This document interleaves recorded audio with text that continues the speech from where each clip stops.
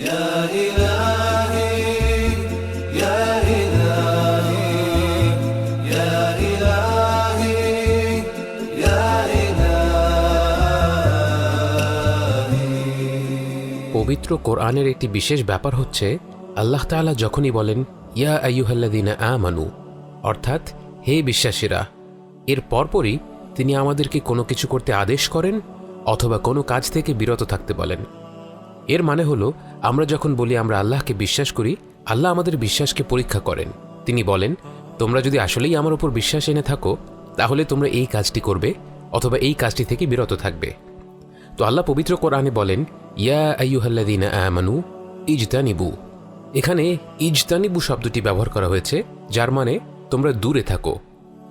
ইজতানিবু শব্দটির গুরুত্ব আমরা বুঝতে পারব যদি আমরা লক্ষ্য করি যে আল্লাহ তাআলা আমাদেরকে যখন মদ্যপান এবং জুয়া খেলা থেকে বিরত থাকতে বলেছেন সেখানেও আল্লাহ ইজতানিবু শব্দটি ব্যবহার করেছেন। অতএব আমরা বুঝতে পারি এই আয়াতে আমাদেরকে যেই কাজ থেকে দূরে থাকতে বলা হবে তা মদ্যপান এবং জুয়া খেলার পর্যায়েরই একটি গুরুতর অপরাধ। তো তিনি কি বললেন? কাসীরাম মিনায-যন, মানুষের ব্যাপারে সন্দেহ করা থেকে বিরত থাকো।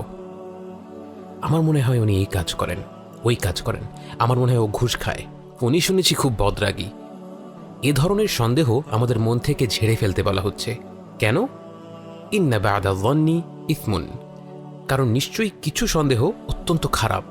অর্থাৎ আপনার কিছু সন্দেহ সঠিক হতেও পারে, কিন্তু আল্লাহ আমাদের শেখাচ্ছেন এর থেকেই আমরা আরও অনেক খারাপ কাজে লিপ্ত হয়ে যেতে পারি। তাই মানুষের ব্যাপারে সন্দেহ করা থেকে পুরোপুরি সরে আসাটাই আমাদের জন্য ভালো। যারা অন্যের ব্যাপারে সন্দেহ করে তারা কি ধরনের খারাপ কাজে লিপ্ত হতে পারে? আল্লাহ বলেন ওয়ালা তাজাসসু, মানুষের ব্যাপারে জাসুসি করো না। আপনি কারো ব্যাপারে খারাপ ধারণা পোষণ করলেন, আপনার ইচ্ছে হতেই পারে চুপি চুপি গিয়ে দেখে আসি তো অমুক এই কাজগুলো আসলেই করে নাকি। এভাবে মানুষের ব্যাপারে নাক গলানো অত্যন্ত অন্যায়ের কাজ। এবং আপনি যখন অন্য কারো ব্যাপারে নাক গলাবেন, চুপি চুপি তথ্য সংগ্রহ করবেন, আপনার হাতে এমন কোনো খবর আসতেই পারে যা আপনার প্রাথমিক পর্যায়ে সন্দেহগুলোকে নিশ্চিত করে। আপনি বললেন আহা দেখেছ, আমি আগেই জানতাম উনি এমন কাজ করেন। আপনার কাছে এরকম রসালো তথ্য চলে আসলে কি হবে জানেন? আপনার পেটটা এমনভাবে ঘুরঘুর করতে থাকবে যে আপনার সেই কথাটা পেট থেকে বের না হওয়া পর্যন্ত আপনার রাতে ঘুমই হবে না। তখন আপনি কি করবেন? আপনি আপনার ঘনিষ্ঠ কাউকে খুঁজে বের করবেন এবং বলবেন জানো কি হয়েছে, তুমি বিশ্বাস করতে পারবে না, কিন্তু তার আগে তোমাকে প্রমিস করতে হবে তুমি কাউকে এই কথাটা বলবে না। তো তারপর কি হবে? সে আরেকজনকে বলবে জানো কি হয়েছে, কিন্তু তুমি আগে প্রমিস করো যে তুমি কাউকে বলবে না। এভাবে করে সারা এলাকায় আপনার উদ্ধার করা তথ্য নিয়ে একটি রসালো গল্প ছড়িয়ে পড়বে এবং সেই গল্পে হামলে পড়বে অগণিত মানুষ, এবং এ সব কিছুই হতে থাকবে যে ব্যক্তির ব্যাপারে মন্তব্য করা হচ্ছে তার পিঠ পেছনে। তাই আল্লাহ বলেন তোমরা একে অপরকে নিয়ে গীবত করো না, খারাপ মন্তব্য করো না। গীবতের সংজ্ঞা কি? রাসূল সাল্লাল্লাহু আলাইহি ওয়াসাল্লাম আমাদের বলেন গীবত হলো কারো অনুপস্থিতিতে তার ব্যাপারে এমন কিছু বলা যা সে চায় না প্রকাশ্যে বলা হোক। তখন এক সাহাবা জিজ্ঞেস করলেন কিন্তু ইয়া রাসূলুল্লাহ সাল্লাল্লাহু আলাইহি ওয়াসাল্লাম, আমি যা বলছি সেটা যদি সত্যি হয় তাহলে কি হবে? রাসূল সাল্লাল্লাহু আলাইহি ওয়াসাল্লাম তখন বললেন তাহলে সেটাই হবে গীবত।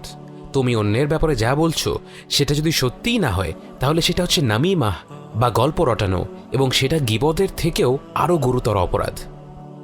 অর্থাৎ আমরা যদি কারো পিঠ পেছনে এমন কথা বলি যা শুনলে সে মন খারাপ করবে, কথাটা সত্যি হলেও আমাদের সেই কথাটা বলা উচিত হবে না, কারণ তখন এটা গীবত হয়ে যাবে। তো আল্লাহ বলেন তোমরা একে অপরকে নিয়ে গীবত করো না। এবং এরপর আমাদের সামনে উদাহরণস্বরূপ একটি দৃশ্য তুলে ধরা হয়, এবং একটা জিনিস বলে রাখা ভালো যে এই দৃশ্যটি পুরো কোরআনের মধ্যে সবচেয়ে ভয়ঙ্কর বিভৎস রকম দৃশ্যগুলির একটি। তিনি আমাদের বলেন আইয়ুহিব্বু আহাদুকুম, তোমাদের মধ্যে কি কেউ চাইবে, এবং এখানে ইউহিব্বু বলা হয়েছে, অর্থাৎ তোমাদের মধ্যে কি কেউ পছন্দ করবে, ভালোবাসবে। কি ভালোবাসবে? আন ইয়াকুলা লাহমান আখিহি মাইতান, তোমাদের ভাইয়ের মাংস খেতে যে কিনা মৃত। কথাটি শুনলেই মনে একটা বড় ধরনের ধাক্কা লাগে। আল্লাহ বলছেন তোমাদের মধ্যে কেউ কি চাইবে তার ভাইয়ের মাংস খেতে? শুধু ভাই নয়, ভাইয়ের মৃতদেহ থেকে মাংস খেতে, এবং শুধু খেতে চাওয়া নয়, তিনি বলছেন ইউহিব্বু, অর্থাৎ এই কাজটি মজা করে উপভোগ করে করানোর কথা বোঝানো হচ্ছে।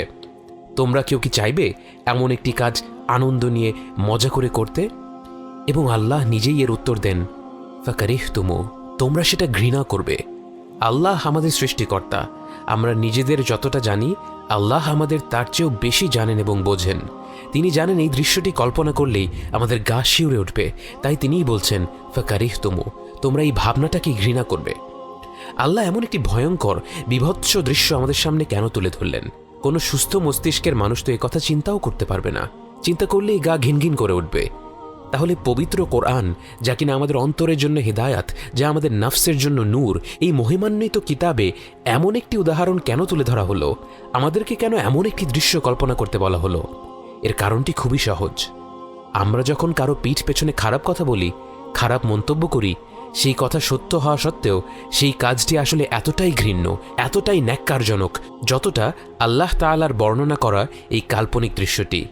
বাস্তবতা হলো, এই ভয়ঙ্কর দৃশ্যটি কল্পনা করলেই আমাদের গা ঘিনঘিন করে ওঠে, কিন্তু অন্যের ব্যাপারে যখন আমরা মজা করে, আনন্দ নিয়ে বাজে মন্তব্য করি, আমাদের কিন্তু নিজেদের উপর ঘৃণা হয় না। আল্লাহ কোরআনের সবচেয়ে ভয়ঙ্করতম দৃশ্যগুলির একটি আমাদের কল্পনা করিয়ে দিয়ে আমাদের শেখালেন, আমরা যেই কাজটি অবলীলায় করে ফেলি, আনন্দ নিয়ে উপভোগ করে করি, সেই কাজটি আসলে এর চাইতেও খারাপ, এর চাইতেও গুরুতর একটি অপরাধ। এবং এ প্রসঙ্গে আমাদের একটি কথা মনে রাখতে হবে, আমরা নিজেরা গীবত করা নিয়ে সতর্ক হওয়াটাই যথেষ্ট নয়। আপনার সামনে যদি আপনার মৃত ভাইয়ের মরদেহ থেকে কেউ মাংস খেতে থাকে, আপনি কি সেখানে চুপ করে বসে থাকবেন? আপনি কি বলবেন, ওনারা খাচ্ছে খাক, আমি আমার মতো চুপচাপ বসে থাকি, একটু ফেসবুকিং করি? কখনোই না। আপনি যদি তাদের কাজটি থামাতে না পারেন, অন্তত আপনি সেখান থেকে উঠে চলে যাবেন। একইভাবে যখন কোনো আসর বা দাওয়াতে, কোনো আড্ডাতে আপনি লক্ষ্য করেন যে এখানে কারো ব্যাপারে গীবত করা হচ্ছে, আপনার উচিত হবে যদি সম্ভব হয় তাদের সুন্দরভাবে সম্মান বজায় রেখে অনুরোধ করা, আসুন আমরা অন্যের ব্যাপারে এ ধরনের মন্তব্য না করি, আমরা অন্য কিছু নিয়ে আলাপ করি। বা আপনি হয়তো নিজে থেকেই গল্পের বিষয়বস্তু বদলে দিতে পারেন। আর যদি এমন অবস্থা হয় যে আপনার তখন মুখ ফুটে কিছু বলা কষ্টকর হবে, বা আপনি কিছু বললে এর উল্টো প্রতিক্রিয়া হতে পারে, তাহলে আপনি আস্তে করে কোনো অজুহাত বের করে সেখান থেকে উঠে অন্য কোথাও চলে যান। এই ঘৃণ্য কাজের নীরব প্রত্যক্ষদর্শী হয়ে থাকবেন না। এবং আল্লাহ বলেন ওয়াত্তাকুল্লাহ, এবং আল্লাহকে ভয় করো। একমাত্র আল্লাহর স্মরণই আমাদের এই কাজ থেকে দূরে রাখতে পারে। এবং সব শেষে আল্লাহ বলেন ইন্নাল্লাহা তাওয়াবুর রহিম, নিঃসন্দেহে আল্লাহ তওবা কবুল করেন এবং তিনি অত্যন্ত করুণাময়। আল্লাহ এই কথা দিয়ে কেন শেষ করছেন? কারণ বাস্তবতা হচ্ছে আমরা কেউই নির্দোষ নই। আমার এই ভুল হয়েছে, আপনারও এই ভুল হয়েছে, বহুবার হয়েছে।